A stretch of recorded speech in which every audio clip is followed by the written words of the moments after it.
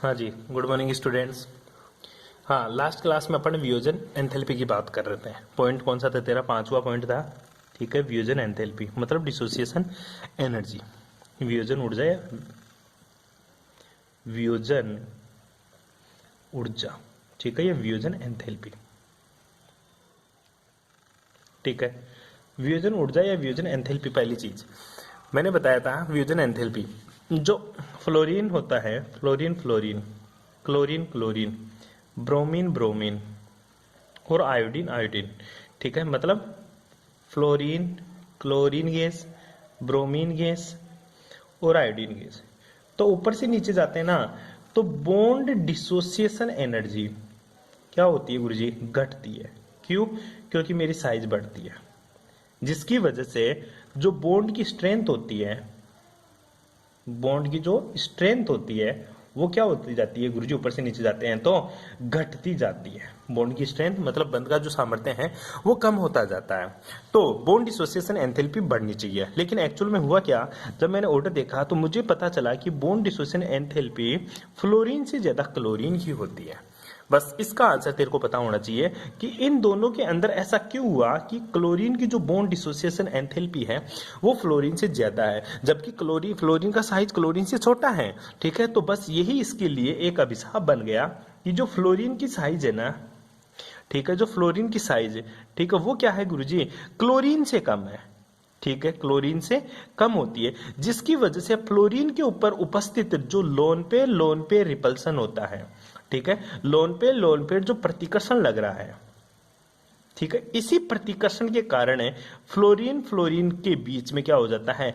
प्रतिकर्षण लगता है, जिसकी वजह से ये बॉन्ड जल्दी ब्रेक हो जाता है। इसलिए फ्लोरीन फ्लोरीन बॉन्ड को तोड़ने में क्लोरीन क्लोरीन बॉन्ड को तोड़ने के लिए रिक्वायर्ड एनर्जी से कम एनर्जी देनी पड़ती है। क्यों? क्योंकि फ्लोरीन फ्लोरीन के बीच में जो लोन पे रिपल्सन लगता है, क्या लगता है इन दोनों के बीच में? लोन पे रिपल्सन, जो इस बॉन्ड को कमजोर बना देता है, मतलब तोड़ देता है इसको, ठीक है। बस ये बात आपको ध्यान में रखनी है।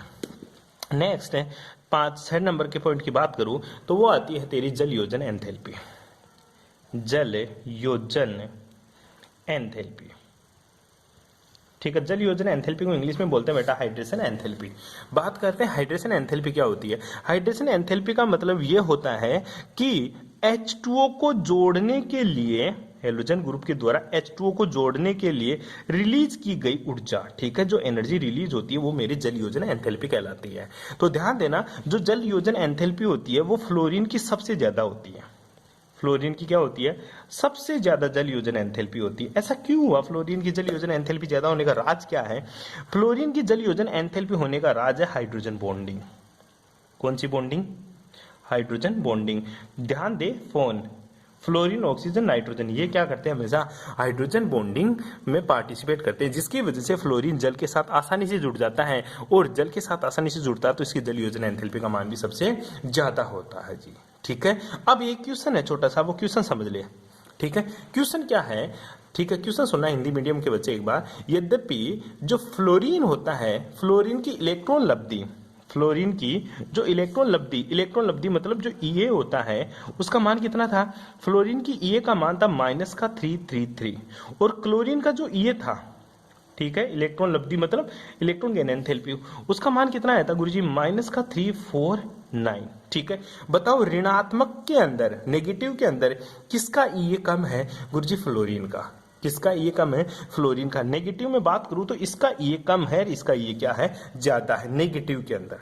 आई बात समझ रहे हो? नेगेटिव साइन किसको दिखाता है? एनर्जी रिलीज और इसको, ठीक है। तो नेगेटिव के अंदर इसका ईए कम है, इसका ईए क्या है? ज्यादा है। फिर भी, ठीक है, फिर भी क्या होता है? फिर भी मेरा फ्लोरीन है ना, ठीक है, फिर भी मेरा फ्लोरीन एक हाईली ऑक्सीडाइजिंग पावर, मतलब इसकी जो ऑक्सीडाइजिंग पावर होती है वो क्लोरीन से ज्यादा होती है। ऑक्सीकारक सामर्थ्य, ऑक्सीकारक सामर्थ्य, ठीक है, किसका ज्यादा होता है? फ्लोरीन का, क्लोरीन की तुलना में। आई बात समझ में? सुने एक बार दोबारा। फ्लोरीन की इलेक्ट्रॉन लब्धि क्लोरीन की तुलना में कम ऋणात्मक होती है, लेकिन फ्लोरीन क्लोरीन की तुलना में प्रबल ऑक्सीकारक होता है। क्यों? ठीक है। जो क्लोरीन फ्लोरीन की इलेक्ट्रॉन एफिनिटी का मान क्लोरीन से कम होता है, लेकिन फिर भी मेरी फ्लोरीन की जो ऑक्सीडाइजिंग पावर होती है वो क्लोरीन की तुलना में ज्यादा होती है। आप लोगों ने पढ़ा होगा इलेक्ट्रोकेमिकल सीरीज में फ्लोरीन सबसे नीचे नीचे आता है, जो क्या होता है सबसे ज्यादा ऑक्सीडाइजिंग पावर वाला होता है। ध्यान दे, ई इसका मान कम है, इसका मान ज्यादा है, फिर भी यह प्रबल ऑक्सीकारक है। ऐसा क्यों? ऐसा इसलिए होता है बेटा, दो ही आंसर लिखना। पहला तो ये लिखेगा, फ्लोरीन फ्लोरीन की जो बॉन्ड डिसोसिएशन एनर्जी होती है, वियोजन जो ऊर्जा होती है, वियोजन ऊर्जा, उसका मान क्या होता है, ऊर्जा का मान क्या होता है गुरुजी, कम होता है। किससे? क्लोरीन क्लोरीन से। किससे? क्लोरीन क्लोरीन से। दूसरा क्या लिखेगा, फ्लोरीन की जो जल योजन एंथैल्पी होती है, जल योजन एंथैल्पी, जल योजन एंथैल्पी का मान क्या होता है, ज्यादा होता है। ठीक है, बस ये दो रीजन होता है प्रबल ऑक्सीकारक होने का। अरे ऑक्सीकारक का मतलब क्या होता है, इलेक्ट्रॉन खींचने की टेंडेंसी। प्रबल ऑक्सीकारक का मतलब होता है इलेक्ट्रॉन खींचने की टेंडेंसी। उसको क्या बोलेगा तू, प्रबल ऑक्सीकारक। ठीक है, मतलब स्ट्रॉन्ग रिड्यूसिंग एजेंट। ध्यान दे, फ्लोरीन का अपने पढ़ा था ईए का मतलब भी क्या होता है, इलेक्ट्रॉन जोड़ने के लिए रिक्वायर्ड एनर्जी। या कोई इलेक्ट्रॉन जुड़ेगा तो वो कितनी एनर्जी रिलीज करेगा, वो ईए था। ठीक है, तो अपन ने पढ़ा ईए तो क्लोरीन का ज्यादा होता है फ्लोरीन से, मतलब फ्लोरीन की तुलना में क्लोरीन ज्यादा इलेक्ट्रॉन जोड़ सकता है। ये अपने पढ़ लिया। क्यों? फ्लोरीन का साइज छोटा होता है, चार्ज डेंसिटी ज्यादा होती है। उसके बावजूद भी, ठीक है, मतलब फ्लोरीन की तुलना में क्लोरीन इलेक्ट्रॉन ज्यादा जोड़ सकता है। ठीक है, ये ईए का मतलब हुआ। ठीक है, और अपन पढ़ते हैं हाईली ऑक्सीडाइजिंग पावर का मतलब ये होता है इलेक्ट्रॉन ऐड करने की टेंडेंसी। ठीक है, बात तो दोनों एक ही है। फिर ये कैसे हुआ गुरुजी की फ्लोरीन का जब ईए कम है क्लोरीन की तुलना में, फिर भी मेरा फ्लोरीन है ना, उसका ऑक्सीकारक सामर्थ्य मतलब ऑक्सीडाइजिंग पावर, किसी को ऑक्सीकृत करने की क्षमता ज्यादा होती है। क्यों? बस इसके दो ही आंसर है, फ्लोरीन फ्लोरीन की वियोजन एंथैल्पी का मान कम होना और फ्लोरीन की जल योजन एंथैल्पी का मान ज्यादा होना। बस ये इसके मोटे से आंसर थे जी। कर लेगा, कोई प्रॉब्लम? नेक्स्ट देखिएगा, अब बात करते हैं अपन इसकी केमिकल प्रॉपर्टीज की। किसकी बात करेंगे बेटा जी? अब केमिकल प्रॉपर्टीज क्या होती है, केमिकल प्रॉपर्टीज पूरी की पूरी हेलोजन फैमिली की। ठीक है, तो हेडिंग लगा ले केमिकल प्रॉपर्टीज। केमिकल प्रॉपर्टीज, ठीक है, केमिकल प्रॉपर्टीज में क्या बातें करेंगे देखिएगा एक बार। पहली चीज, ये तेरा फ्लोरीन होता है, फिर क्लोरीन, फिर तेरा ब्रोमीन, फिर तेरा आयोडीन। ठीक है, एटी की अपन बात नहीं करते क्योंकि वो क्या होता है तेरा रेडियो एक्टिव। ध्यान देना एक बार। ठीक है, पहली बात तो इनकी जो कॉमन ऑक्सीडेशन स्टेट है ना, ठीक है, जो कॉमन ऑक्सीडेशन स्टेट है वो क्या है, सब के सब गुरुजी एक तो ऑक्सीकरण अवस्था -1 तो दिखाएंगे। क्या दिखाएंगे?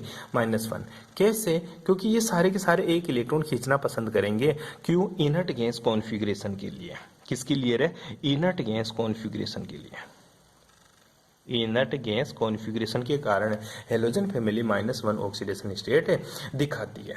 ठीक है, इसके अलावा, ठीक है, इसके अलावा जो तेरा क्लोरीन ब्रोमीन और आयोडीन है ना, ठीक है, जो क्लोरीन ब्रोमीन आयोडीन, ये तो कुछ ही नहीं, ये जो क्लोरीन ब्रोमीन आयोडीन है ना, ये +1 ऑक्सीकरण अवस्था भी दिखाते हैं, +3 भी दिखाएंगे, +5 भी दिखाएंगे और तेरा +7 भी दिखाते हैं। इसी तरह ब्रोमीन भी +1, +3, +5 और +7 दिखा सकता है। ठीक है, और तेरा आयोडीन भी +1, +3, +5 और +7 दिखा सकता है, लेकिन फ्लोरीन ऐसी कोई ऑक्सीडेशन स्टेट नहीं दिखाता। इसका मोटा सा आंसर है क्या वैकेंट, क्या वैकेंट डी ऑर्बिटल। याद आया कुछ? ठीक है, हर जगह यही चल रहा है क्योंकि इनमें क्या उपस्थित होते हैं गुरुजी, वैकेंट डी ऑर्बिटल उपस्थित होते हैं। कोई प्रॉब्लम रे?